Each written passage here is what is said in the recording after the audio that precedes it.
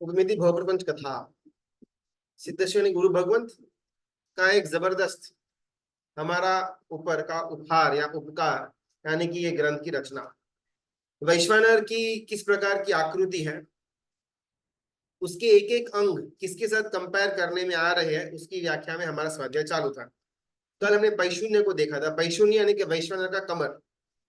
अगर कमर नहीं होगी तो कोई भी इंसान खड़ा नहीं रह पाएगा। सिमिलरली अगर वैश्वानर नाम के क्रोध के आदमी यानी क्रोध की अगर कमर मिसिंग होगी तो कभी भी वो टिक नहीं पाएगा पैशून्य।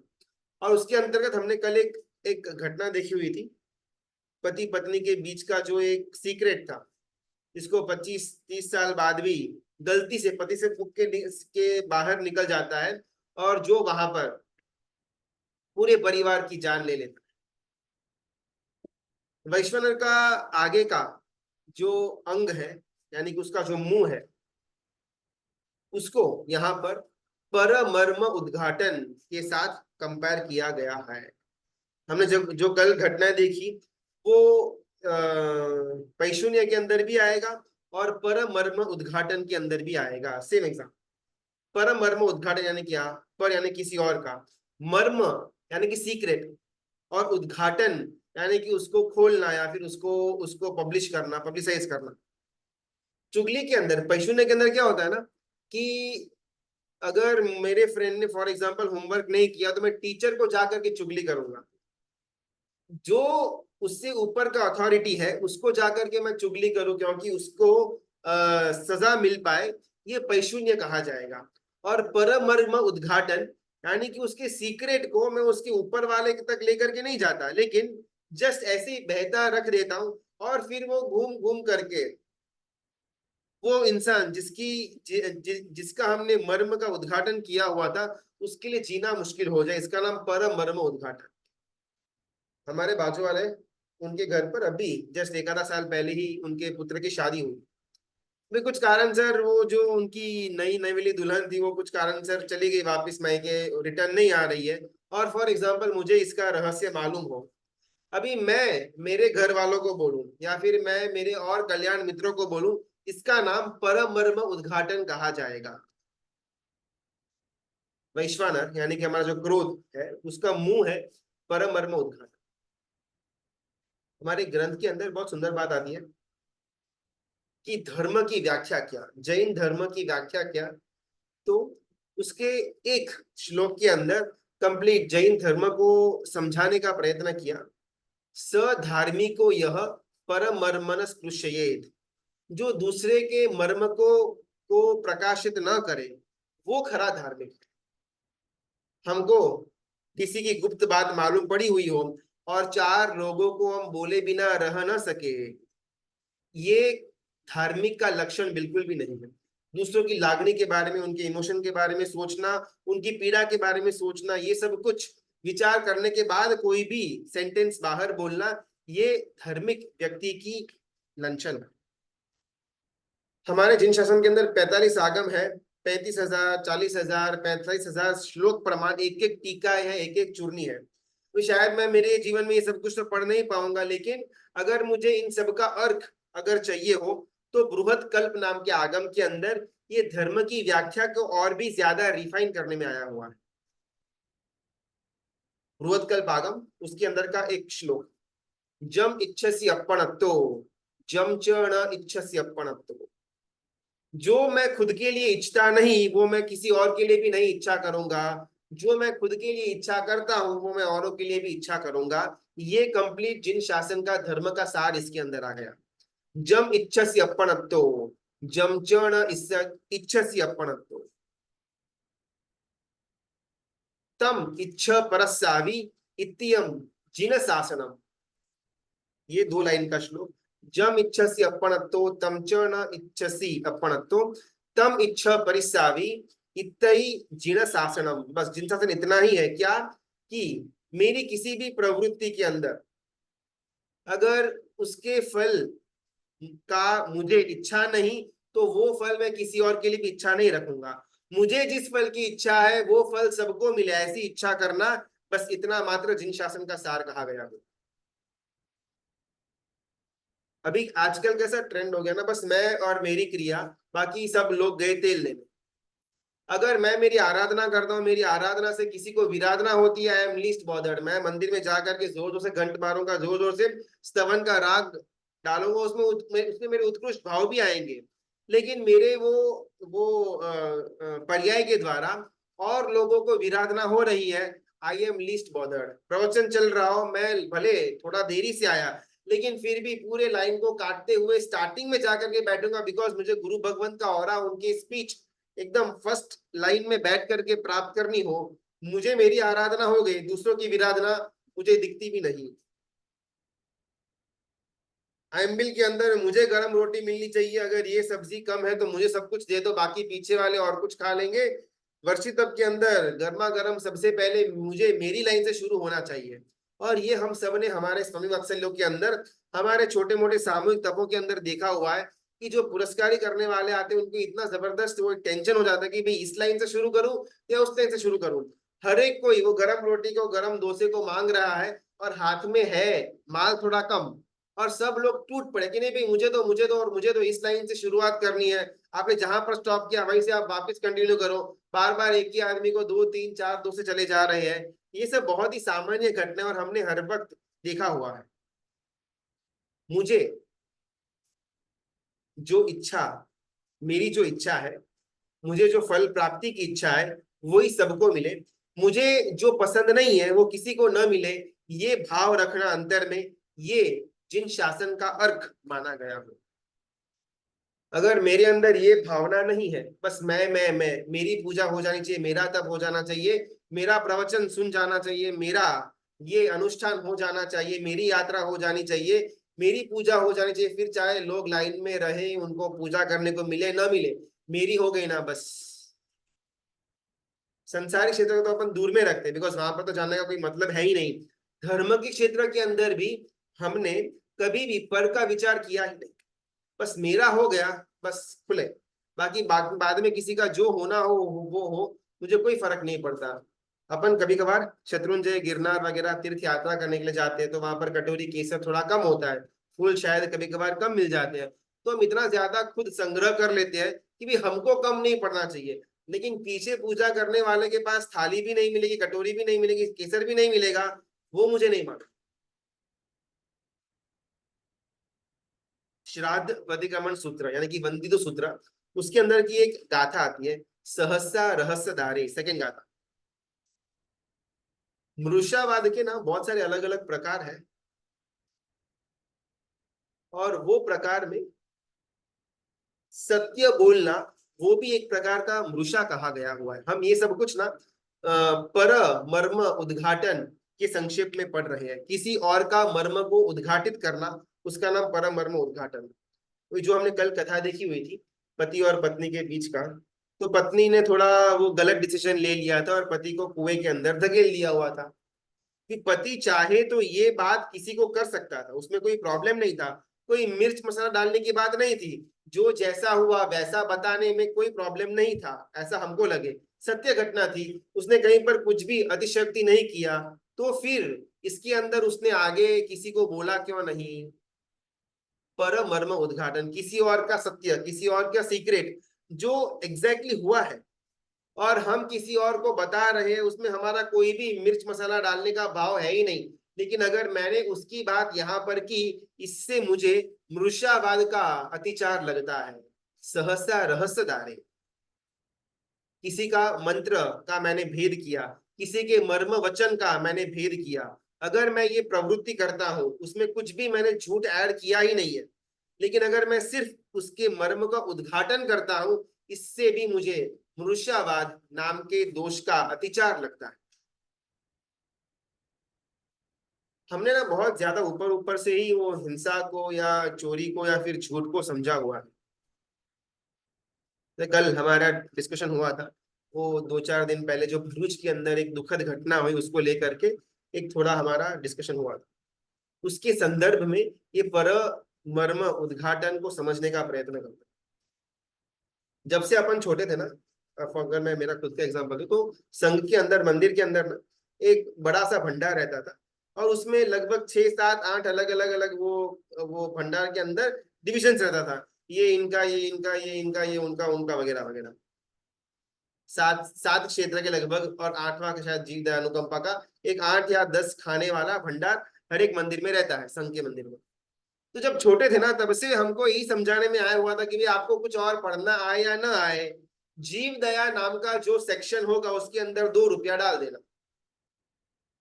तो उस समय इतना ज्यादा ज्ञान भी नहीं था, और उस समय एक हैबिट हमारे अंदर कल्टीवेट करवाने में आई हुई थी कि भाई जीव दया बहुत अच्छी है, जीवों की हिंसा न हो, जीवों को अहिंसा मिले, उसके लिए हमारा ये दान जा रहा है, ये हमारी उत्कृष्ट भावना। दूसरे जीवों को पीड़ा न हो, ये हमको समझाने में आया हुआ था। लेकिन मेरे मर्म वचन बोलने के द्वारा किसी मनुष्य को, किसी साधर्मिक को, किसी इंसान को पीड़ा हो रही है, ये मुझे कभी भी जीव दया के अंतर्गत का कोई लगता ही नहीं तत्व। घेटे है, बकरे है, गाय है, बैल है, वो कत्ल खाने में न जाए, उनकी बराबर गौशाले के अंदर देखभाल हो, इतना मात्र मैंने जीव दया का अभी तक का अर्थ किया हुआ है। लेकिन सिद्धेश्वरी गुरु भगवंत कहते हैं कि जब मैं किसी और का सीक्रेट मर्म को उद्घाटन करता हूं, वहां पर मैं सामने वाले जीव की हिंसा कर रहा हूं।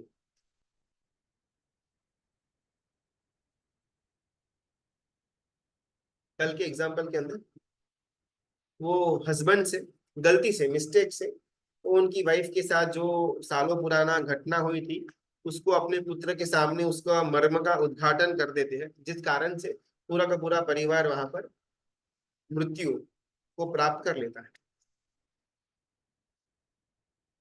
हम जब किसी की चुगली करते हैं, किसी के मर्म को प्रकाशित करते हैं, तब हमारे मन के अंदर बिल्कुल भी हिंसा का या जीव दया का भाव आता ही नहीं है। तो छोटी सी बात थी, अभी इसमें ऐसा किसी ने हमने किसी को बोल दिया, तो इसमें तो क्या प्रॉब्लम है।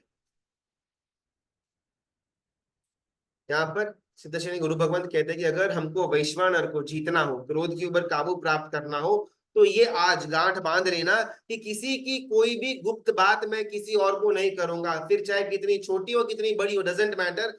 लेकिन अगर किसी भी व्यक्ति ने मेरे ऊपर भरोसा रख करके मुझे कोई गुप्त बात बोली हुई है, उसके बाद मैं वो गुप्त बात को किसी और तक नहीं लेकर के जाऊंगा। इतना एक नियम हमको अपने आप के लिए लेने जैसा है। वैश्वानर का मुंह, यानी कि परमर्म उद्घाटन। अभी हर एक एंगल के अंदर ना अनेकांतवाद को ये सिद्धेश्वरी गुरु भगवंत लेकर के आते। परमर्म उद्घाटन नहीं करना चाहिए, तो तुरंत से वो खुद सवाल भी करते हैं कि ऐसा कोई व्यक्ति जो न करने लायक कार्य करता हो, उसके वडीलों तक या फिर उसके गुरु तक ये बात लेकर के जाना या नहीं जाना। बहुत सुंदर।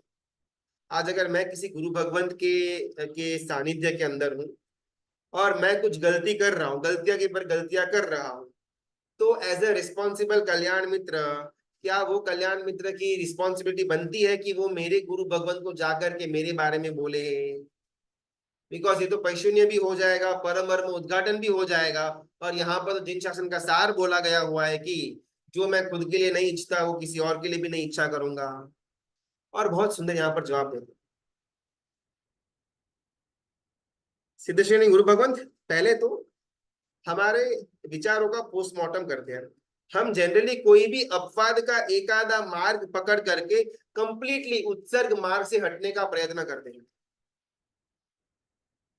फॉलो तो मर्म वचन, मर्म किसी का भी हम उद्घाटन न करें, वही होना चाहिए ये उत्सर्ग मार्ग।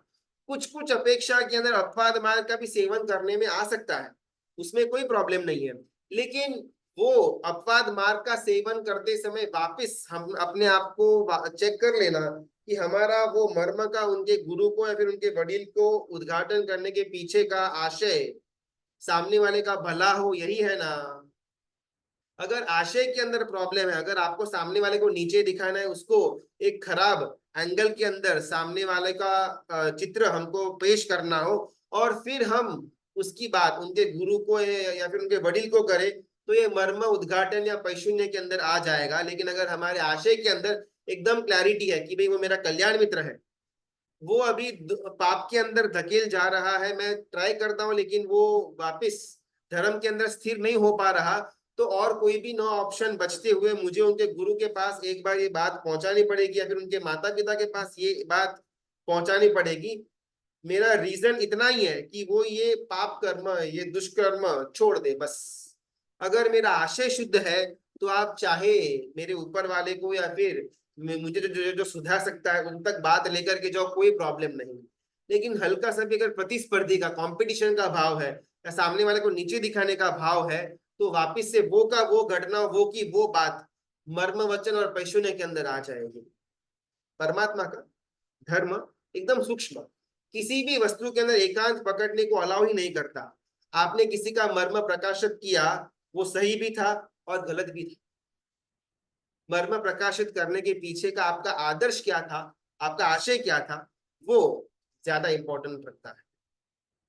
यहाँ पर वैश्वानर, उसका मुंह यानी कि परमर्म उद्घाटन। आज का ये तत्व सुन करके एटलीस्ट हम अपने आप के लिए ये एक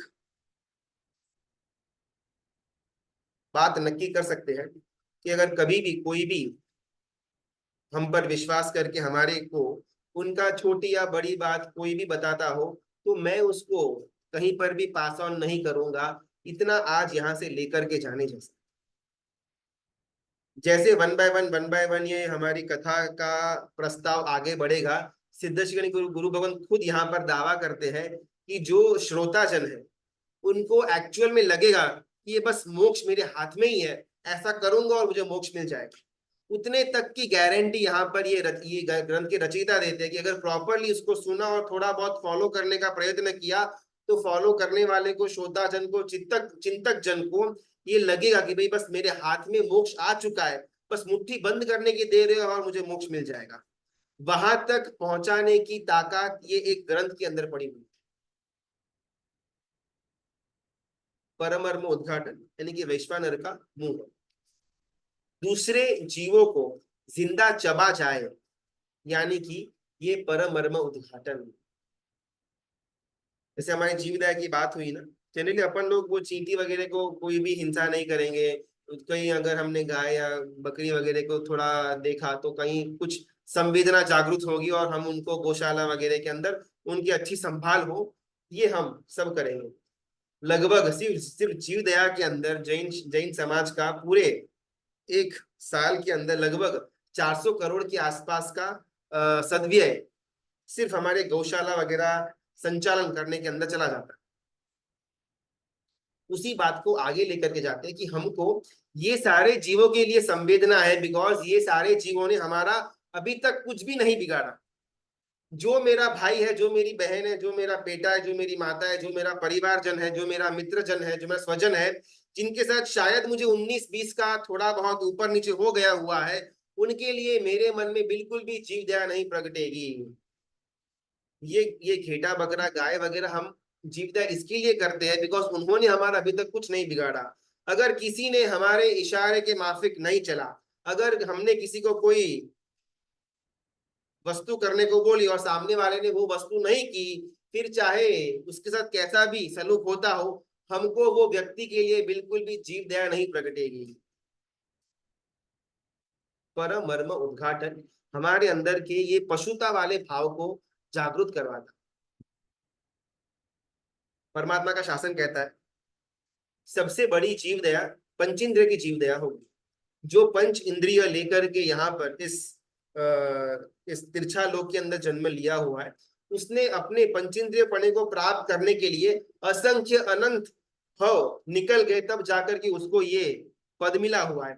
अभी यहाँ पर अगर कोई उसकी हत्या कर देता है तो सिर्फ एक भव की हत्या नहीं होती, लेकिन वो भव तक पहुंचने के लिए जो असंख्य अनंत छोटे छोटे छोटे भव वो जीव ने करे हुए हैं, उन सारे भवों के अंदर के पुरुषार्थ को भी हम मारने का काम करते हैं।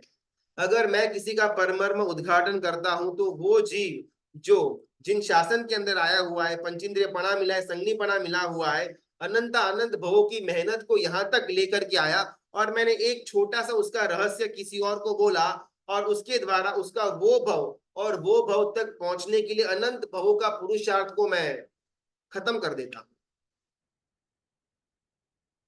हमको पशुओं के साथ भी हमदर्दी इसीलिए है बिकॉज उन्होंने हमारा अभी तक कुछ बिगाड़ा हुआ नहीं है। कोई भी व्यक्ति मेरे धारणा के मुताबिक नहीं चलता, मेरे कहने के मुताबिक काम नहीं करता, तो उसके लिए मेरे मन के अंदर बिल्कुल भी जीव दया नहीं जागृत होगी।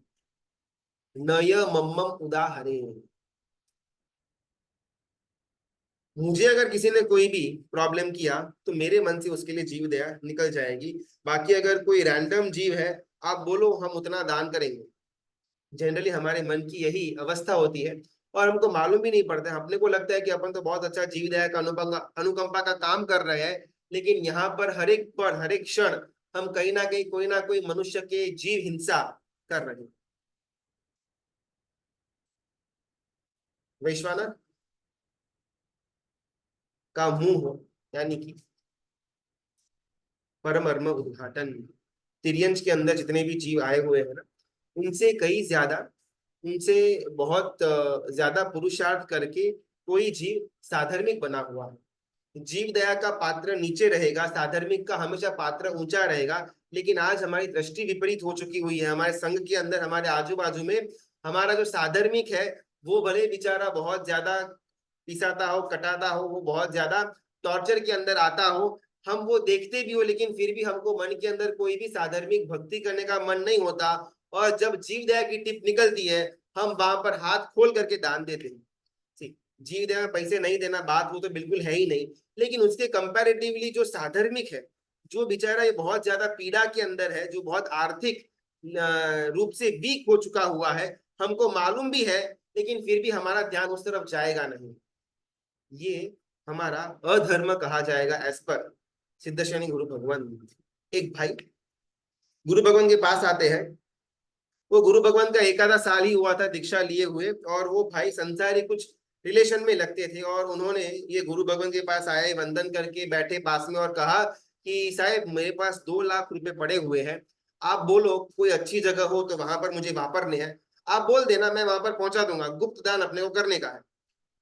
अभी वो 1 साल का ही उनका संयम का पर्याय हुआ था गुरु भगवान का, तो उन्होंने तो कुछ ज्यादा जवाब नहीं दिया। ओके ठीक है करके उन वो भाई को रवाना कर दिया। शाम का समय हुआ, वो 1 साल के पर्याय वाले जो मुनि भगवान थे वो अपने गुरु भगवान को वंदन करने के बाद पूछते हैं कि ऐसे आज जो संसारी पने के वो जो रिलेशन वाले थे, वो आज आए थे भाई और कह रहे थे कि भाई 2 लाख का सदव्यय करना है तो कहाँ पर कर सकते हैं।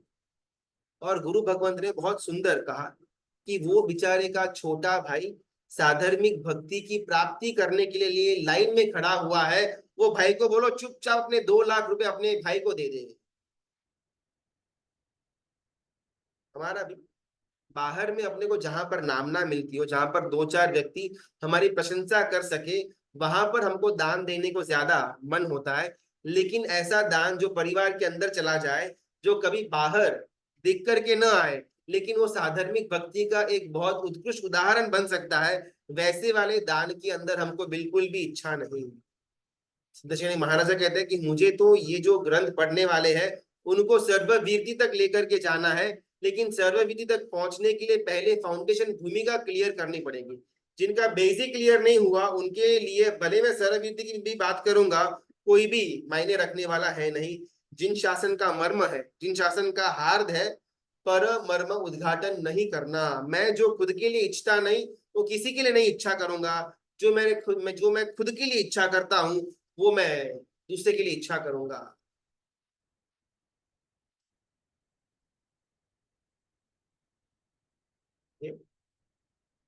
वैश्वानर का मुंह यानी कि परमर्म उद्घाटन। हमारे ये तीसरे प्रस्ताव के अंदर वैश्वानर नाम का जो बहिरंग विश्व का पात्र है, उसको अंतरंग विश्व के अंदर क्रोध के साथ कंपेयर करने में आया हुआ है। और क्रोध के अलग कौन से उद्भव स्थान है, वैर हुआ, कलह हुआ, परमर्म उद्घाटन हुआ, पैशून्य हुआ, ये सारे के सारे पॉइंट्स हैं जिस पॉइंट्स में से क्रोध जागृत हो सकता है। मैं शायद डायरेक्टली क्रोध को कंट्रोल नहीं कर पाऊंगा, शायद मेरे लेवल पर डिफिकल्ट हो सकता है, लेकिन उसको उद्भव, उसको उसको ओरिजिन करने वाले जितने भी पॉइंट्स हैं, अगर मैं उसको ही दबा दूं तो मैं निश्चिंत रह सकता हूं कि भाई आगे जा करके मुझे कभी भी क्रोध नहीं आएगा। हमारे यहाँ पर ना हिंसा का बहुत अच्छा एक एग्जाम्पल आता है। जैसे हमारी कल बात हुई थी, हाँ वो पॉइंट ना रहेगा, जो भरूच के अंदर की जो 2-3 दिन पहले घटना हुई थी, उसको हम उसके अंदर जो दुष्कर्म हुआ, उसके बाद कुछ लोगों का ऐसा विचार आया कि भाई वो भाई को नहीं मारना चाहिए, हम लोग अहिंसा प्रेमी है, ये है वो है। और एक और वर्ग का था कि भाई उसको उसकी बराबर सजा तो मिलनी चाहिए। अभी वो ही तत्व को हम प्रॉपरली शास्त्र के धर्म के एंगल से समझने का प्रयत्न करते हैं। अध्यात्म सार नाम के ग्रंथ के अंदर महोपाध्याय जी यशोजी जी महाराजा कहते हैं, शरीरी नियता मावा ध्रुवम हिंसा प्रमादिनः। एग्जैक्टली हिंसा क्या है, उसका यहाँ पर एक बहुत ही प्रॉपर बाइफरकेशन के साथ समझाने का प्रयत्न करने में आता है। हिंसा क्या और अहिंसा क्या। जीव मरे या न मरे, अगर मैंने उसकी हिंसा करी, अगर मैंने उसके अंदर प्रमाद किया हुआ है, तो वो भी अवश्य हिंसा कही जाएगी। हमारे अंदर हिंसा की डेफिनेशन यहां से शुरुआत होती है। मैं चल करके जा रहा था, मैंने नीचे देखे बिना मैं आगे चल गया, नीचे कोई जीव की हिंसा तो नहीं हुई है, लेकिन अगर फिर भी मेरे अंदर प्रमाद आ गया हुआ है, तो मेरी वो चलने की क्रिया बिल्कुल हिंसा गिनी जाएगी। नीचे देख करके चल रहा था, गलती से पांव के नीचे चींटी आ गई, वो मरने के बावजूद भी वो अहिंसा ही कहलाएगी। हमारे यहाँ पर हिंसा को अलग अलग एंगल्स बताए गए हुए हैं। एक है स्वरूप हिंसा, एक है अनुबंध हिंसा, और एक है निश्चय नहीं की हिंसा। अपन तीन हिंसा को समझते हैं, और तीनों के अंदर कर्मबंध की क्या क्या मात्रा हो सकती है उसको भी अपन जानते हैं, जिसके कारण से वो जो भरूच के अंदर जो घटना हुई ना, उसमें हम प्रॉपरली शास्त्रीय एंगल के साथ समझ पाएंगे कि भाई एग्जैक्टली इसके अंदर हमको करना क्या था। सबसे पहली हिंसा यानी कि स्वरूप हिंसा।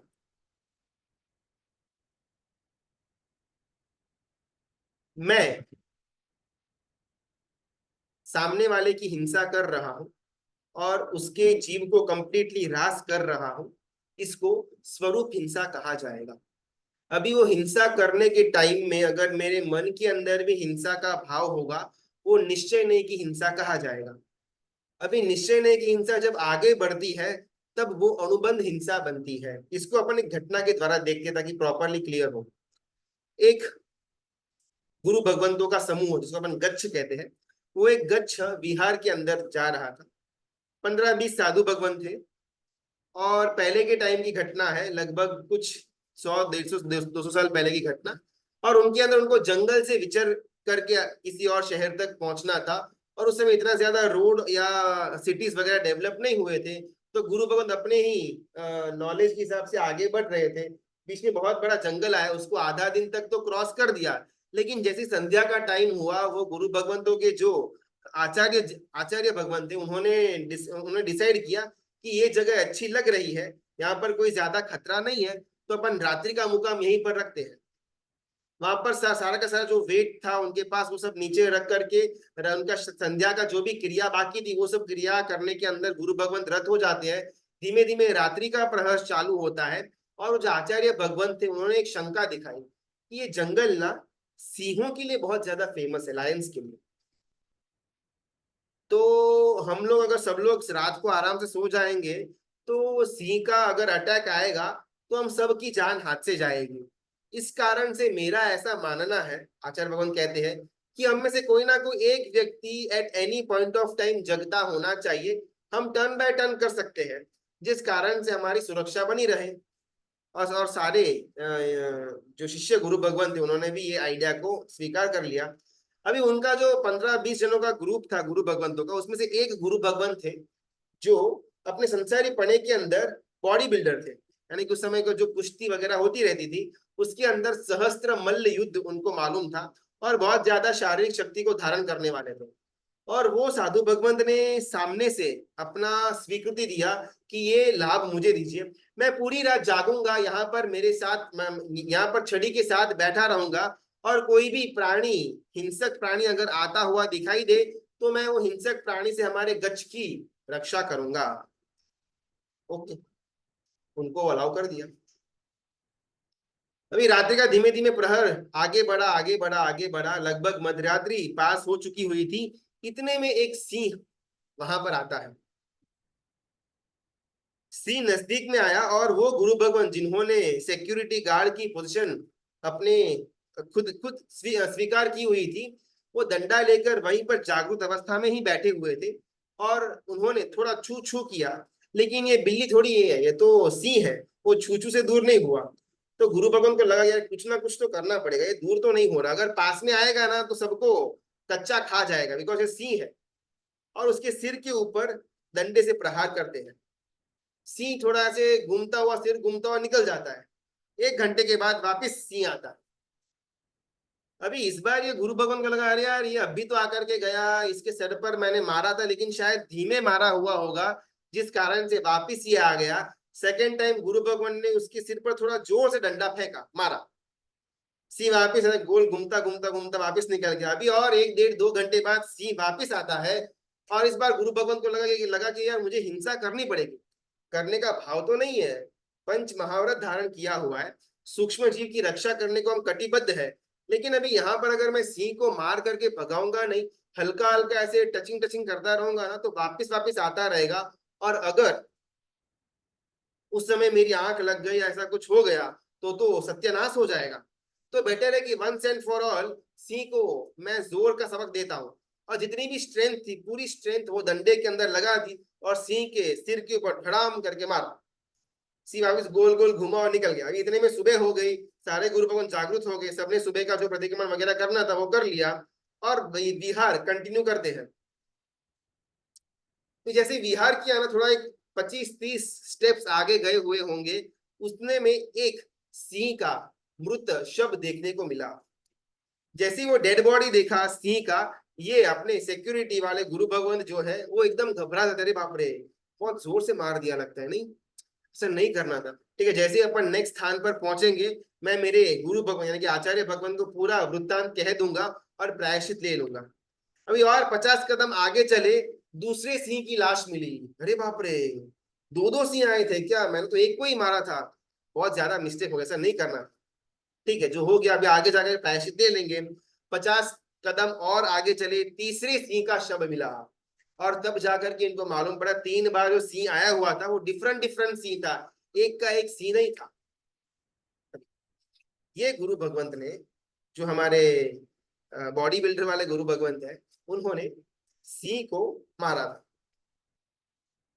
मारने के पीछे का आशय ये था कि उनका जो गच्छ है, उनका जो ग्रुप है, जो संयमधर चरित्रधर आत्माएं हैं, उनकी विराधना न हो, वो अपने अपना जान खो न बैठे, उनकी रक्षा के हेतु से ये गुरु भगवंत ने सिंह के मस्तक के ऊपर डंडा मारा।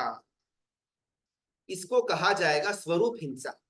मन में बिल्कुल हिंसा का भाव नहीं था, अनुबंध में भी बिल्कुल हिंसा का भाव नहीं था, बस सामने वाले का जो एक आकृति, जो पर्याय है, वो पर्याय को बदलने का प्रयत्न किया, पर्याय को समाप्त करने का प्रयत्न किया। मन में नो क्रूरता, बाहर भी नो क्रूरता, इसको कहा जाएगा स्वरूप हिंसा। अभी वो जो मुनि भगवान का जो ग्रुप था वो अपने अगले स्थान तक पहुंच जाता है।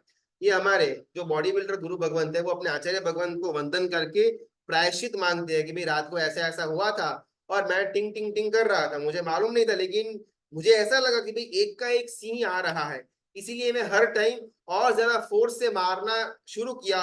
लेकिन सुबह को जब डेड बॉडी देखा सिंहों का, तब मालूम पड़ा कि ये हर एक टाइम अलग अलग सिंह आ रहा था और मैं हर एक जने को बहुत ज्यादा जोर से मार रहा था। आप बोलिए मेरे लिए क्या उचित पश्चाताप होगा, आलोचना होगी।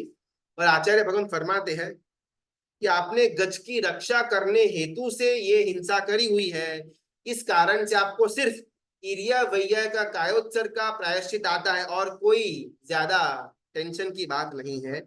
इसको कहा जाता है स्वरूप हिंसा। मैं मेरे गज को, मैं मेरे साधु साधु जी भगवंतों को संभालने के लिए, उनको रक्षा करने के लिए, बचाने के लिए सामने वाले को अगर मार भी देता हूं, मारने का भाव बिल्कुल भी नहीं है, लेकिन रक्षा करने के लिए अगर सामने वाले को मारना आवश्यक बन जाता है, तो अगर मैं वो मारने के कृत्य में आगे बढ़ता हूं, उसको स्वरूप हिंसा कही गई हुई है। और स्वरूप हिंसा को हिंसा मानी नहीं गई। इससे हमारा जो भरूच वाला जो एक किस्सा हुआ था, उसमें अपने को अपना अनुसंधान मिल जाना चाहिए कि अगर कोई वो दुष्कर्म करने वाले व्यक्ति को कुछ भी करे, वो सब कुछ स्वरूप हिंसा के अंदर का ही अंग है। और यहाँ पर आगम सूत्र कहते हैं कि सिर्फ अगर स्वरूप हिंसा है वहां पर, तो स्वरूप हिंसा कभी भी ज्यादा पाप का कर्मबंध नहीं करवाती। सेकेंड टाइप ऑफ हिंसा है निश्चय हिंसा या हेतु हिंसा। हम वापस औरंगजेब की तरफ चलते हैं। उसने अपने सर जीवन में आपने अभी स्वरूप हिंसा का बोला ना, क्या आपने अभी स्वरूप हिंसा का बोला ना, हेलो, तो उसमें साधु भगवान ने वो सी को 3 टाइम अलग अलग सी को मारा। तो उसमें अभी सी के मन में तो मतलब उसको भी मन या कुछ में उसने भी शक्ल देख ली, तो उसको भी नेक्स्ट भाव में, अगर इस भाव में नहीं मार पाए तो फिर नेक्स्ट भाव में तो मारेंगे ही वापस ना। बिल्कुल। देखो, नहीं, इसमें थोड़ा अपने को लॉजिक समझना पड़ेगा। मैं अभी जितने जीवों को मारता हूं, अभी वो सारे के सारे जीव मेरे को अगले भाव में आकर के मारेंगे? Yes, possible. आकर के मारेंगे ही, बोल नहीं सकते। अपन दृष्टांत की तरफ जाते हैं। अर्जुन माली का दृष्टांत और दृढ़ प्रहारी का दृष्टांत। अर्जुन माली अपने जीवन में प्रतिदिन 6 पुरुष और 1 स्त्री, 7 लोगों को डेली मारना, ऐसा उसने नियम लिया हुआ था। कई सारे महीनों तक, वर्षों तक वो अर्जुन माली ये घटना करता है। अंदर में कोई देव वगैरह प्रवेश किया हुआ था, कथा लंबी है, लेकिन वो अर्जुन माली ये प्रतिदिन 7 7 मनुष्यों को मारता है, और मारता भी एकदम क्रूरता पूर्वक है। गला काटना, जिंदा उसको जला देना वगैरह, एकदम क्रूरता वाला उसका हिंसा रहता है। और सामने वाला जो मनुष्य है वो देख भी रहा है कि ये मेरे को मार रहा है। तो अगर हम ये लॉजिक लगाएंगे ना, तो वो हर एक मनुष्य का जो जीव, मतलब जो जीव है, वो अगले भाव में ये अर्जुन माली का जो भी भाव होगा, उसमें सिमिलर क्रूरता करेगा। लेकिन वो अर्जुन माली अपना ये महीनों तक चलने वाला जो ये हिंसा का नाच था, उससे दूर आ जाता है, साधना के अंदर लीन हो जाता है, और उसी भाव के अंदर केवल ज्ञान की प्राप्ति होती है। फिर वापिस प्रश्न, तो इतने सारे मनुष्यों को मारा हुआ था, वो लोग अगले भाव में जब क्रोध में आएंगे और ढूंढेंगे, तो ये तो मिलेगा नहीं। तो ये जो लॉजिक है ना अपना, कि हमने जिसकी भी हिंसा की वो अगले भाव में वापिस हमको उसी भाव से, उसी क्रूरता से मारेगा, ये सही भी है गलत भी है। अगर उसके पहले ही मैंने मेरा आत्म साधना कर ली, उसके पहले ही मैंने मेरा भाव कट कर दिया, तो मैं फ्री। अगर मैं भव कट नहीं करता हूं, तो ये एक भव की बात नहीं चली आ रही है। हम तो अनंता भव से घूमते संसार समुद्र के अंदर घूमते आ रहे हैं। तो ऐसे तो हमने अनंत जीवों की हिंसा करी हुई है, और वो अनंत जीव लाइन में बैठे हुए ही है। हमारे यहाँ पर कुछ 100 या 500 जीवों की लाइन नहीं बैठी हमको मारने के लिए, अनंत जीवों की लाइन बैठी हुई है। मैं डेली न जाने असंख्य अनंत, पृथ्वी का है, अब का है, देव का है, वायु का है, वनस्पति का है, त्रस्त का है, कि जीवों की हिंसा करता हूँ। भले वो मुझे देख नहीं सकते, ओके, साइड में रखते हैं। मैं जब गाड़ी या चल करके जाता हूँ, तब कितने सारे छोटे मोटे जीव जिनके पास चक्षु भी होता होगा, उनकी मैं हिंसा करता हूँ। अभी उन वो सब अगर नंबर लगाने बैठ जाए, तो मेरा तो अनंत भव निकल जाएगा, लेकिन फिर भी वो टैली ऑफ नहीं होगा। तो मैंने जिसकी हिंसा की है, वो अवश्य अगले भाव में मुझे मारने के लिए आएगा। ये लॉजिक सही भी है गलत भी है। अगर उसके पहले ही मैं मेरा भव का काम पूरा कर लूं, तो मेरी वो धारा वही की वही कट हो जाएगी। और अगर मैं वो नहीं करता, तो अनंत भव से मैंने मेरे शत्रु इकट्ठा करके रखे हुए हैं, जो अनंत भव तक चलने ही वाले हैं। आप इस हमारी उसी वाली बात पर आते हो। वो जो गुरु भगवंत ने जो सिंह को मारा, उसके अंदर आशय जो था, वो आशय संयमी आत्माओं का, जो उनके सहवर्ती गुरु भगवंत है, उनकी रक्षा करने का आशय था। अपन इसी एग्जाम्पल को थोड़े और दृष्टांत के अंदर देखते हैं। पाषाण परमात्मा का भव परंपरा, सबसे पहला भव, इसके अंदर 2 भाई हैं। छोटा भाई ये पाषाण परमात्मा का जीव है, और बड़ा भाई जो उनका कमठ, जो वैरी बन जाता है, उनके बीच का एक एक एक बहुत विचित्र घटना होती है। जो छोटा भाई है, उसकी पत्नी वो बड़े भाई के साथ दुष्कर्म करती है, उसको छोटा भाई देख लेता है, और फिर वहां पर अपने पिता को जाकर के बोलता है। पिता बड़े भाई को, कमठ को, घर से बाहर निकाल देता है। वो बाहर जाकर के घूमता घूमता घूमता कोई तापस के आश्रम में आ जाता है, वहां पर तापस दीक्षा ले लेता है और घोर साधना करता है।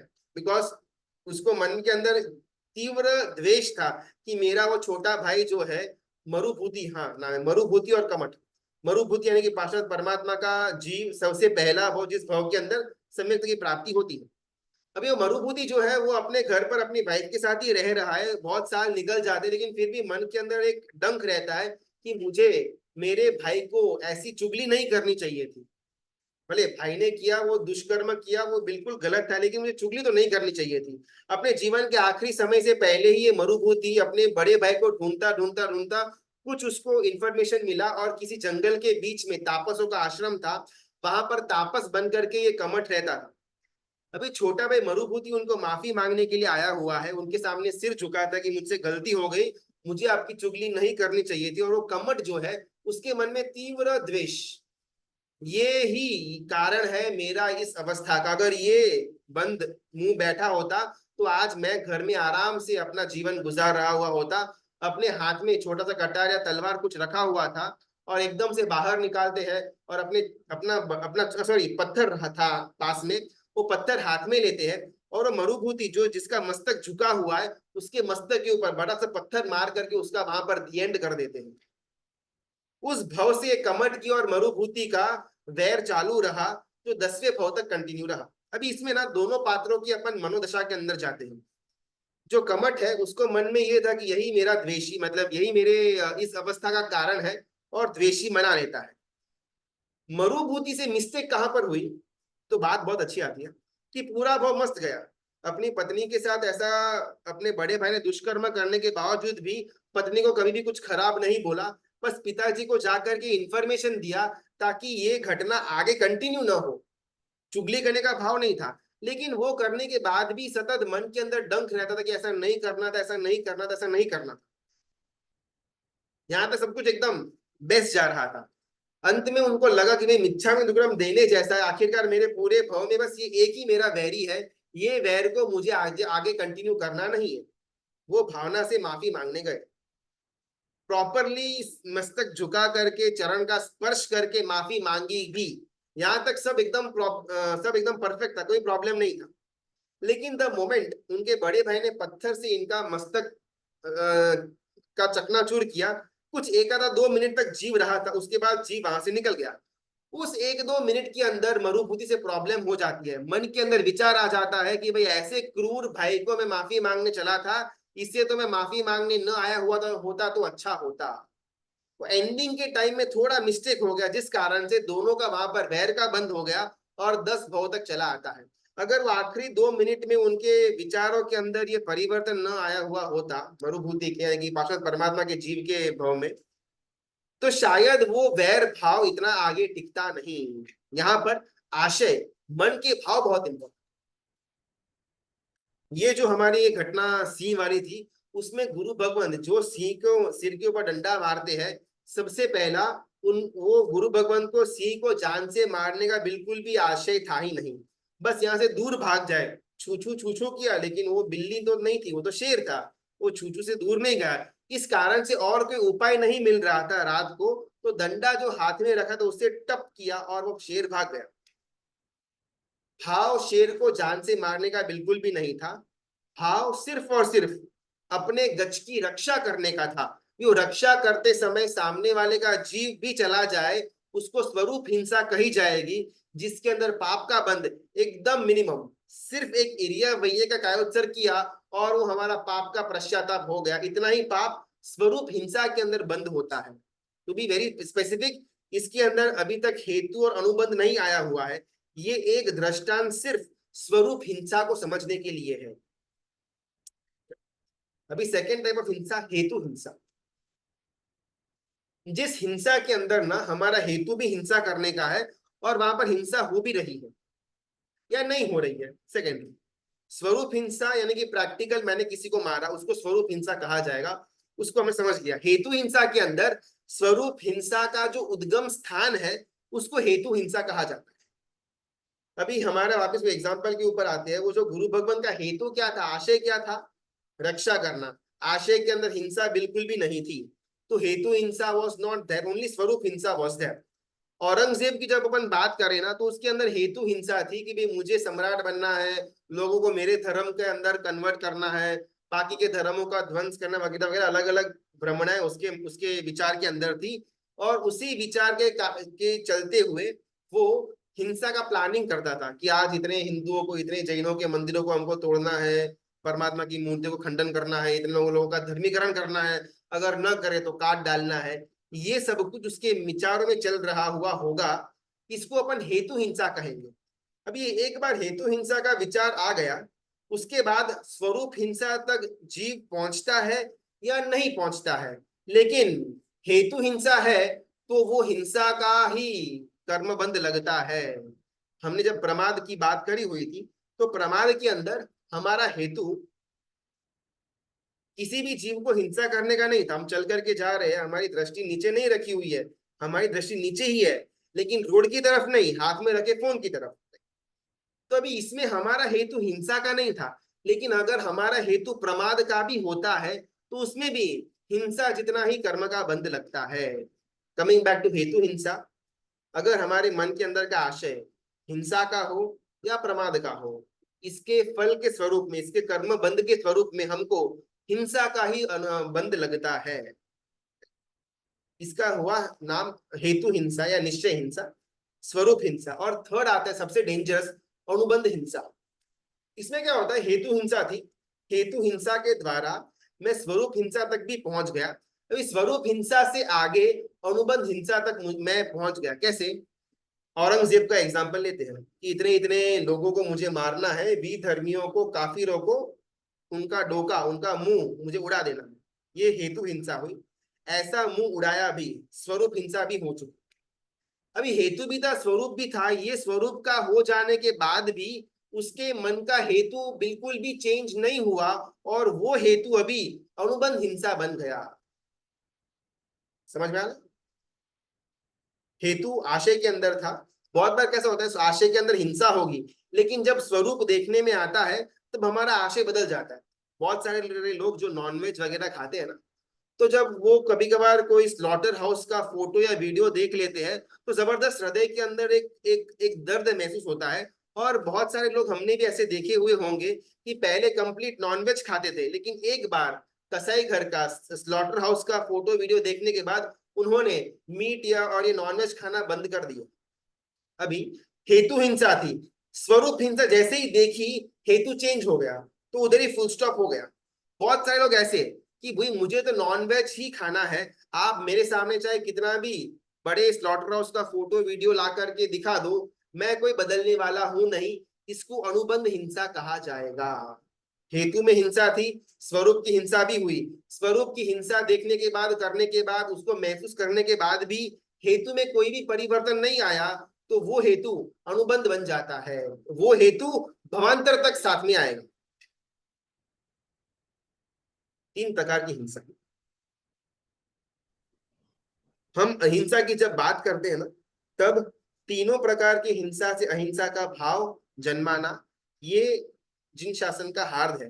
न हेतु हिंसा, न स्वरूप हिंसा, और ना ही अनुबंध हिंसा।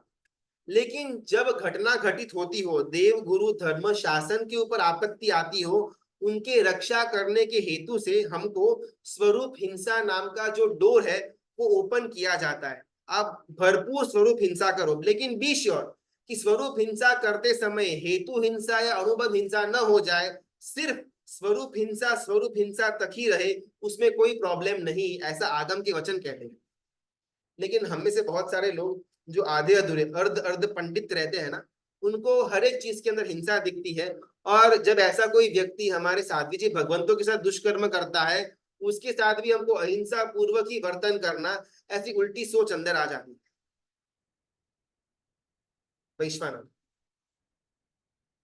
वैश्वानर का मुंह परमर्म वचन उद्घाट, परमर्म उद्घाटन। और वैश्वानर, उसका जो मस्तक है, मस्तिष्क है, उसका नाम है क्रूर भाव। और वो क्रूर भाव के अंतर्गत ये तीन हिंसा आती है। जब जब इंसान के दिमाग के अंदर, विचार के अंदर क्रूरता आएगी, तब भी वो क्रोध कर पाएगा।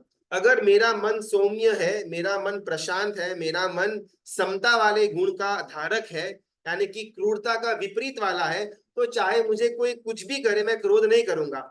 लेकिन अगर मेरा मन क्रूरता वाला है तो मैं अवश्य क्रोध में आगे बढ़ूंगा। ये क्रूरता, ये हिंसा, एग्जैक्टली इसके और डिटेल में जाने का हम कल एक स्वाध्याय के अंदर देखने का प्रयत्न करेंगे। हाँ हितेश बोल सकते। हाँ, प्रणाम गुरुजी। अभी इसमें जो आपने स्वरूप हिंसा, हेतु हिंसा और अनुबंध हिंसा जो बताई, उसमें एक क्वेश्चन ऐसा आता है कि कई बार ऐसा होता है कि जैसे कि आपने स्लॉटर हाउस का बताया, तो स्लॉटर हाउस में उन्होंने ऐसा नहीं होगा कि फर्स्ट टाइम देखे होंगे, पहले भी देखे होंगे, बट उनको वो टाइम पे भाव नहीं आया और उन्होंने नॉनवेज खाना कंटिन्यू किया। बट एक कोई ऐसा उनका भी एक वो बोलते हैं ना, एक ऐसा माइंड चेंज हुआ रहेगा या ऐसा कोई पर्याय आया हो हुआ रहेगा कि एक वो टाइम पे देखा तो उनका चेंज हुआ। इसमें एक एग्जांपल आता है जो मेरे ध्यान में, जो सम्राट अशोक का, कि उन्होंने युद्ध तो बहुत किए, बट एक अंतिम में जो कलिंग का युद्ध किया उसमें उनको फिर वो भाव आए और उन्होंने वो दीक्षा का मार्ग अपनाया।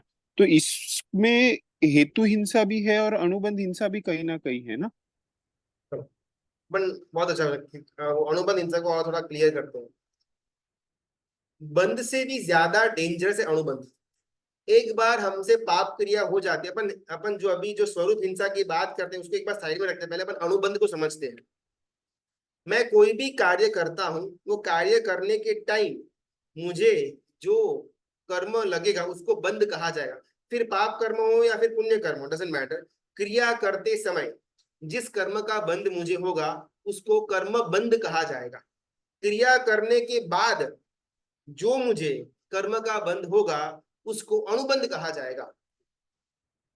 मैं रात्रि भोजन कर रहा हूं फॉर एग्जाम्पल, तो रात को खाना खाते समय मुझे रात्रि भोजन का कर्म का बंध हो रहा है, ठीक है। लेकिन अगर मेरा नेक्स्ट डे भी अगर मेरे बातों से यही निकले कि भी रात को पार्टी बहुत जबरदस्त थी, बहुत अच्छा वहां पर पकवान बनाया हुआ था, ऐसी पार्टी तो हमने कभी नहीं देखी, ऐसी तो मुझे रोज ट्रीट मिलती रहे तो मजा आ जाए, वो होटल का खाना मैंने रात को खाया था बहुत मजा आया था, अगर बार बार हमारे मुख से उसके लिए प्रशंसा निकलती रहे, पॉइंट वन। या अगर मेरे दिमाग के अंदर वो कितना मस्त था, कल रात का रिसेप्शन के अंदर हम गए थे, बहुत सुंदर प्लेट थी, बहुत सुंदर वानगियां थी, अगर यही सब विचारों के अंदर चलता रहे तो इसको अनुबंध कहा जाएगा। मैंने रात को एक बार खाना खा लिया, उससे जितना मुझे दुर्गति नहीं मिलेगी उससे कहीं ज्यादा दुर्गति वो क्रिया के बाद के विचारों के द्वारा या वाणी के द्वारा मुझे लगेगी। तो बंध एकदम मामूली है, अनुबंध बहुत विराट है। बंध को अच्छा या बुरा, किसी भी बंध को दूर करना या सहन करना बहुत छोटा टाइम के अंदर वो पूरा हो जाएगा। मैंने रात को खाना खाया, आधा घंटा लगा, आधे घंटे के लिए मुझे वो रात्रि भोजन के अंदर का कर्म का बंध हुआ, वो किसी ना किसी भाव के अंदर या इसी भाव के अंदर मैं फटाफट उसका प्रायश्चित करूंगा तो बहुत अल्प पुरुषार्थ से वो क्रिया का कर्म का जो बंध है वो निकल जाएगा। लेकिन वो क्रिया के द्वारा उसके बाद जो विचार और वाणी के से जो अनुमोदना या एक एक अच्छे पने की फीलिंग जागृत हुई, इसको हम अनुबंध कहते हैं, उसका इतना जबरदस्त चौड़ी मात्रा के अंदर मुझे पाप का कर्म बंध होगा कि कई सारे भाव तक, कई सारे समय तक मैं नरक के अंदर जलता रहूं फिर भी मेरा वो अनुबंध वाला पाप नहीं जाए। सेम थिंग पुण्य के लिए, अगर मैंने कोई अनुष्ठान किया, कोई परमात्मा की पूजा ध्वजा वगैरह का मैंने एक एक आनंद उठाया, तो वो क्रिया करते समय, वो अनुष्ठान के समय, वो यात्रा के समय, वो परमात्मा की पूजा के समय एकदम मामूली लेवल का पुण्य का बंध। वो पूजा अनुष्ठान क्रिया खत्म हो जाने के बाद जो मेरे पास विपुल समय है उसके अंदर अंदर अगर बार बार मैं वो की वो घटना को मन के अंदर लेकर के आता हूं और मैं प्रफुल्लित हो उठता हूं, तो उसको अनुबंध कहा जाएगा। बंद की बिल्कुल चिंता है ही नहीं, हमको चिंता अनुबंध की करनी है। बंद अच्छा हो बुरा हो देखा जाएगा, अनुबंध बुरा हो गया तो काम से गए। ये अभी ये अनुबंध को हम हिंसा के एंगल से देखते हैं। हेतु हिंसा, दिमाग के अंदर मेरा विचार है कि हिंसा करना, मुझे मेरा गोल प्राप्त करनी, औरंगजेब का वो अशोक का एग्जांपल लेते हैं कि भाई अगर मैं इतनी इतनी जंगे वगैरह लड़ूंगा तो मेरा जो कलिंग का राज्य है उसको मैं प्रस्थापित कर पाऊंगा।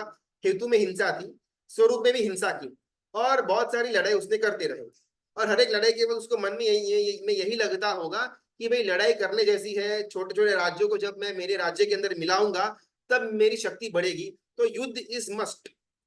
कोई कभी कभार एक बार कोई बहुत बड़े युद्ध के अंदर युद्ध के बाद का हाल देख करके उसके मन के अंदर आया कि भाई अभी नो मोर, तो फर्स्ट युद्ध से लेकर के लास्ट युद्ध के बीच में जितनी भी हिंसाएं की, वो हेतु हिंसा भी थी, स्वरूप हिंसा भी थी, अनुबंध हिंसा भी थी। लास्ट में जो उसने सम्राट अशोक ने वो हिंसा से दूर होने का विचार किया, उस समय हेतु हिंसा भी गई, स्वरूप हिंसा भी गई, अनुबंध हिंसा भी गई। अभी अगर उसने वो लास्ट युद्ध के अंदर वो विचार न किया हुआ होता और वो ही हिंसा करने जैसी है, राज्य बढ़ाने जैसा है, युद्ध करने जैसा है, यही विचार आशय को लेकर के मर गया हुआ होता, अगर ऐसा हुआ होता, तो अनुबंध हिंसा को लेकर के मरा। अब ये अनुबंध हिंसा ऐसी वस्तु है, अनुबंध ऐसा वस्तु है जो सिर्फ मनुष्य भव के अंदर ही हम इसको चेंज कर पाएंगे। बाकी नरक, तिर्यंच, देव किसी भी भव के अंदर मेरे अनुबंधों को चेंज करना बहुत डिफिकल्ट हो जाएगा। देव के अंदर भी थोड़ा बहुत पॉसिबल है, बहुत स्लिम चांसेस, लेकिन तिर्यंच और नरक के अंदर तो मेरे पास कोई शक्ति सत्व ही नहीं कि मैं मेरे अनुबंधों को चेंज कर पाऊं। तो अशोक ने इतना फर्स्ट वॉर से लेकर के लास्ट वॉर तक का अनुबंध हिंसा उसकी हुई, लेकिन उसने वो धारा को उधर का उधर स्टॉप कर दिया कि बस अभी नो मोर। तो उतना समय जो 10 साल या 20 साल, एग्जैक्टली हिस्ट्री मालूम नहीं है, फर्स्ट वॉर से लेकर के लास्ट वॉर का जो समय था, उतने समय तक का ही अनुबंध हिंसा का पाप, उसका कर्मबंध हुआ, तो शायद प्रायश्चित में निकल गया भी हुआ होगा, या अगले भव के अंदर छोटा मोटा कोई ना कोई दुख की वेदना सहन करने से वो निकल जाएगा। लेकिन अगर अनुबंध हिंसा इस भव के अंतिम समय तक भी बंद नहीं रही, तो ये अनुबंध हिंसा जहरी सांप की तरह असंख्य अनंत भव तक साथ में रहेगी। कमिंग बैक टू हमारा वो नॉनवेज वाला एग्जांपल, ऐसा कुछ नहीं है कि भी नॉनवेज खाने वालों ने कभी भी स्लॉटर हाउस के अंदर का कोई दृश्य देखा हुआ नहीं है, और जिन लोगों ने अंदर का दृश्य देख करके नॉनवेज का खाना खाना बंद किया, वो कुछ तो पहली बार नहीं देख रहे थे, पहले भी कुछ देखा हुआ होगा, लेकिन इस बार समय काल बोलो, भवितव्यता बोलो, कर्म का शुभ कर्म का उदय बोलो, या खुद का पुरुषार्थ बोलो, कुछ भी बोलो, उस कारण से अभी नॉनवेज खाने का बंद हुआ। तो पहले जब उन्होंने देखा कोई भी नॉनवेज खाने वाला व्यक्ति के भाई ऐसे स्लॉटर हाउस के अंदर ऐसा दृश्य होता है, जीवों को वहां पर जिंदा काटने में आता है और जबरदस्त उनके अंदर की वेदना और चीखें बाहर आती है, उसको देखने के बाद भी मैं नॉनवेज खाना बंद नहीं करता।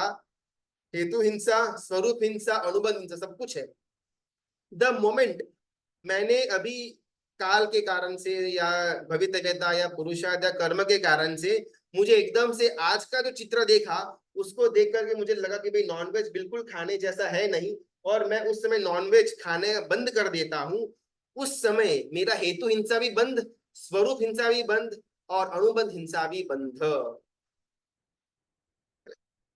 तो वो जो 10, 15, 20 साल जितने समय तक वो स्लॉटर हाउस का दृश्य देखने के बाद भी नॉनवेज खाना चालू रखा, और जब तक वो बंद नहीं हुआ तब तक तीनों हिंसा का पाप चालू था।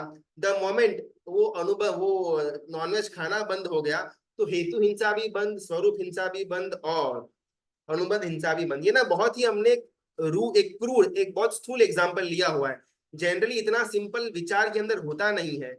अपन यही घटना की एक और बाजू को देखते हैं। अभी फॉर एग्जाम्पल मैं नॉनवेज खाता हूँ और मैंने ऐसा स्लॉटर हाउस का दृश्य देखा, वो देख करके मेरे को मन के अंदर हुआ कि भाई दिखाने जैसा है नहीं, और मैंने खाना खाना बंद कर दिया, मैं वीगन ऐसा कुछ बन गया। बिकॉज आउट ऑफ इंडिया ये सब बहुत ट्रेंडी के अंदर चलता है कि लोग खाते हैं तो सब कुछ खाते हैं, मैंने एकदम वीगन की तरफ चले जाते हैं। तो किसी को लगा कि भाई ये वीगन ट्रेंड के अंदर है तो मैं वीगन बन जाता हूँ, और फिर मालूम पड़ा कि अरे मेरा तो पूरा सर्कल ही नॉनवेज वाला है, और उसने अपना सर्कल पूरा बदल दिया। अभी जो लोग वीगन वीगन खाते रहते हैं उनके सर्कल के अंदर जाकर के मैं मिक्स हो गया। साल गया, 2 साल गया, अभी क्या हो रहा है ना कि ये लोग तो पूरा टाइम वीगन ही खाते रहते हैं, बिल्कुल भी हल्का सा भी वो एग या नॉनवेज की बात ही नहीं करते। 2 साल बाद मेरे मन के अंदर तड़पन चालू होती है, बिकॉज जीवन भर नॉनवेज खाया हुआ है, अभी 2 साल ही हुए बंद करे हुए। लेकिन अभी क्या ना वो वीगन के एक सर्कल में आ चुका हुआ हूं मैं, और अभी अगर मैं नॉनवेज खाना शुरू कर दूंगा तो मेरे सर्कल के जो दोस्त है वो क्या नजर से मुझे देखेंगे। इस कारण से मैं नॉनवेज खाता तो नहीं हूँ, लेकिन हेतु के अंदर अरे थोड़ा बहुत नॉनवेज मिल जाए ना तो थोड़ा मजा आए, रूखा सूखा वो झाड़ पत्ते फूल मजा नहीं आता। हेतु में हिंसा है, स्वरूप में हिंसा नहीं थी, अनुबंध के अंदर हिंसा है। अभी वो जीव मरते हैं तो ठीक है, अभी वो उनका कर्म, मेरे को खाना खाने का है तो मेरे को नॉनवेज के लिए अगर उनको मरना पड़े तो कोई प्रॉब्लम नहीं है। ये मैं सोच रहा हूँ, अभी तक मैंने नॉनवेज वापस शुरू नहीं किया हुआ है, लेकिन स्वरूप से हिंसा बंद थी, मेरे हेतु से और अनुबंध में चालू हो गई, तो वैसी अहिंसा का कोई फर्क, कोई मतलब नहीं पड़ता, बिकॉज स्वरूप हिंसा ही बंद हुई है। स्वरूप हिंसा का सबसे मिनिमम कर्म बंध है, ज्यादा कर्म बंध हेतु का है, सबसे ज्यादा कर्म बंध अनुबंध का है। वो दोनों अगर मेरे विचारों में चालू है, स्वरूप हिंसा ही बंद हुई है, कोई फर्क नहीं पड़ता। सेकंड एग्जांपल, काल चोरिक कसाई। श्रेणिक महाराजा बड़े कुएं के अंदर उसको डाल करके रख देते, बिकॉज वीर परमात्मा ने कहा था कि एक दिन के लिए अगर काल चोरिक कसाई पाड़ों का वध नहीं करता तो तेरी नरक गति बच जाएगी। वो काल चोरिक कसाई एवरीडे 500 पाड़े को मारता, काटता। वो सैनिक महाराज ने बुलाया उसको, बड़े से खाली कुएं के अंदर डाल दिया जहां से वो बाहर न निकल पाए। वहां पर बैठा बैठा काल चोरी कसाई दीवालों के ऊपर पाड़ा यानी कि भैंसा का चित्र बनाता है और उसको मारता है। और सेकेंड डे सैनिक महाराजा वीर परमात्मा के पास जाते हैं कि देखो कल पूरा का पूरा 24 घंटा काल चोरी कसाई ने किसी भी जीव की हिंसा नहीं की, अभी तो मेरी नरक टल गई ना। और वीर परमात्मा कहते हैं स्वरूप हिंसा बंद थी, हेतु और अनुबंध चालू था, तेरी नरक के अंदर कोई भी चेंज नहीं आएगा। ये है हेतु हिंसा, स्वरूप हिंसा और अनुबंध हिंसा। बहुत बार जब अहिंसा की बात आती है ना, तब स्वरूप हिंसा करने की हमको लूपहोल दिया गया हुआ है। अगर देव गुरु धर्म और शासन की रक्षा करने के लिए स्वरूप हिंसा करनी पड़े, बिंदास करना, कोई प्रॉब्लम नहीं है। उस समय अगर आप स्वरूप हिंसा न करो तो सबसे बड़े हिंसक कहलाओगे। जब स्वरूप हिंसा करने की बात आई थी, तब अगर अपन स्वरूप हिंसा न करें तो हम सबसे बड़े हिंसक। जब ऐसा कोई व्यक्ति दुष्कृत्य करता है, उस समय अहिंसा अहिंसा पकड़ करके बैठे रहना, ये सबसे बड़ी हिंसा। चलो आज का अपन प्रणाम समाप्त सर। प्रणाम। मेरा एक प्रश्न था, ये स्वरूप हिंसा जैसे भी समझो, अगर अपने को एक अच्छा भाव है, जैसे अनुकंपा में अपने को गरीबों को खाना खिलाना है, तो वो हिसाब से भाव अच्छा है। लेकिन एक बार ऐसा सोचते हैं कि अगर समझो कोई अपन मूंग खाकर कुछ भी दिया, तो वो लोग तो कोई थाली धो के पीने नहीं वाले, तो इसमें समूची जीव तो पैदा होने वाले। तो इसमें ऐसे देखने जाए तो हमारा हेतु अच्छा है, लेकिन वहाँ पे स्वरूप हिंसा हो रही है, तो वो हिसाब से उसको वैसे गिनेंगे कि कैसे, मतलब? हमको ना हमारे लेवल का सोचना। मैं श्रावक हूँ, मुझे परमात्मा की पूजा करने में भाव अच्छा आता है, लेकिन ये परमात्मा की पूजा करूंगा तो स्नान करना पड़ेगा, जीवों की विराधना होगी। केसर घोटूंगा तो एक इंद्रिय जीव की विराधना होगी। फिर पक्षा से पानी करूंगा तो वापस पानी के जीवों की विराधना होगी। तो परमात्मा की पूजा करनी या नहीं करनी? अरे अवश्य करनी। हमारा अभी का जो लेवल है ना, हम षटकाय के जीवों की रक्षा करने को कटिबद्ध नहीं बन सकते। तो जो बड़े बड़ा हमको जो अपनी दृष्टि से दिखने में आता है, वैसे जीवों की रक्षा करना ये हमारा कर्तव्य बन जाता है। अभी वो जो पंचेंद्रिय, वो जो मनुष्य है, जो गरीब इंसान है, जो खाना नहीं खाया हुआ है, उसको खाना देना ये मेरा धर्म बन जाएगा। फिर वो थाली धो करके पिए या ना पिए, उस तक मुझे अभी पहुंचना नहीं है। लेकिन जैसे ही मेरा पर्याय बदल जाता है, अगर मैं सर्ववीरती ले लेता हूँ, अगर मैं चरित्रधर आत्मा बन जाता हूँ, उसके बाद मेरे पात्र के अंदर पड़ा हुआ एक भी अन्न का दाना मैं गरीब को नहीं दे सकता। फिर चाहे वो 10 दिन का भूखा हो या फिर 20 दिन का भूखा हो, खाना खाना है, पात्रा में से दीक्षा लेनी पड़ेगी, वरना इसमें से एक बूंदी का दाना भी मैं नहीं दे सकता। ये निष्ठुरता नहीं लगता अपने को? बेचारा भिखारी मांग रहा है गुरु भगवान के पास भी, खाना दे दो, 2 दिन से कुछ खाया हुआ नहीं है, और गुरु भगवान उनके सामने देखे बिना चले जाते। तो उनके लेवल पर ये जो प्रश्न था वो बराबर वो फॉलो करते हैं। हमारा अभी तक ऐसा कोई लेवल है नहीं, अपन अभी संसार के अंदर पड़े हुए हैं, षटकाय के जीवों की विराधना हम करते ही है। तो उस समय में स्थूल जीव, जो बड़े जीव है, उनकी रक्षा का कार्य प्राथमिकता के अंदर हमको देखना। जी। हाँ फटाफट कुछ प्रश्न पूछ सकते हैं। प्रणाम गुरुजी। खाली समझण पक्की करनी थी। बंध में भाव उस समय का जो हुआ वो, और अनुबंध में जब मैं मल्टीप्लाई करूंगी तो वो अनुबंध में जाएगा। Is that right? थोड़ा आपका आवाज क्लियर नहीं, एक बार फिर से रिपीट करेंगे?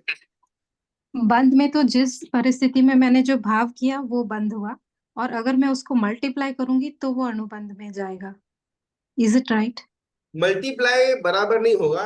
क्रिया करते समय जो भाव है वो बंध, क्रिया करने के बाद उस क्रिया को लेकर के जो भाव आते हैं उसका नाम है अनुबंध। अच्छा पूजा करते जी। समय के उत्कृष्ट भाव बंद, बिकॉज वो ना बहुत इजी है कि परमात्मा सामने बैठे हुए हैं, एकदम सुंदर उनकी आंगी की रचना करी हुई है, तो साधारण से मेरे मन के अंदर भाव आएंगे ही आएंगे। इसमें मैंने कोई बड़ा तीर नहीं मारा, तो मेरा पुरुषार्थ भी कम है तो फल भी कम मिलेगा, बंद ही होगा। लेकिन परमात्मा की पूजा करने के बाद घर पे गया, ऑफिस में गया, झगड़ा किया क्लाइंट के साथ, मैंने मैंने मतलब उसको बाटली के अंदर डालने का प्रयत्न किया। ये सब कुछ करते समय भी अगर मुझे परमात्मा के गुण दिमाग के अंदर याद आते रहे, इसको अनुबंध कहा जाएगा और इसका फल ज्यादा, बिकॉज ज्यादा पुरुषार्थ इसके अंदर लगता है। तो जी पुरुषार्थ परमात्मा के समय तो बहुत कम है, अभी ऑब्वियसली वहां पर भाव तो आएगा ही आएगा, तो उसमें हमको रिवॉर्ड भी कम मिलेगा। उसके बाद भाव का टिका रहना, उसको अनुबंध कहा जाएगा। जी, तो आफ्टर इफेक्ट वाला हुआ ना ये आफ्टर, अनुबंध। बराबर जी, खूब is आभार। it is it better to use less water when cleaning idols or should we use maximum water? चलो मेरा एक प्रश्न है, स्नान करते समय अपने श्राद्ध विधि प्रकरण ग्रंथ के अंदर आता है कि श्रावक को परमात्मा की पूजा करने के लिए स्नान करना, लेकिन कितना, सिर्फ 4 टम्बलर 4 मग्गे से ही स्नान करना। 4 मग्गे के अंदर जितना पानी आए उतने पानी से ही स्नान करना। मैं बोलता हूं कि आप परमात्मा को 1 बूंद से अभिषेक करो, कोई प्रॉब्लम नहीं है, लेकिन उसके पहले आप खुद 4 बाल्टी 4 टम्बलर गंगा। मग्गा का जो कॉन्सेप्ट है वो फॉलो करो, फिर 1 बूंद डालना। हमको यहाँ पर शावर चाहिए, बाल्टी भर भर के पानी चाहिए, और परमात्मा को अभिषेक करने की बात आए वहां पर आधा कलश काफी है, पौना कलश काफी है। ये महामूर्खता है। पहले मैं मेरी जो विराधना है वो बंद करूं, फिर मंदिर के अंदर की विराधना के बारे में मैं आगे बढ़ूंगा। हम यहाँ पर ऐसा प्रण लेते हैं कि भाई 4 मग्गे से मैं स्नान करूंगा, कल जाकर के आप परमात्मा के अभिषेक के अंदर पाव कलश यूज करना, कोई प्रॉब्लम नहीं है, लेकिन पहले 4 टम्बलर 4 मग्गे से स्नान करने की शुरुआत मुझे करनी पड़ेगी। अगर वो रेडी है तो आगे का ओके है। वितरा की आज्ञा विरुद्ध कुछ भी बोला हुआ हो तो मिच्छामि दुक्कडम। बहुत बहुत धन्यवाद, प्रणाम, अनुमोदना। कल वापस 9:15 बजे इसको अपन आगे लेकर के जाएंगे।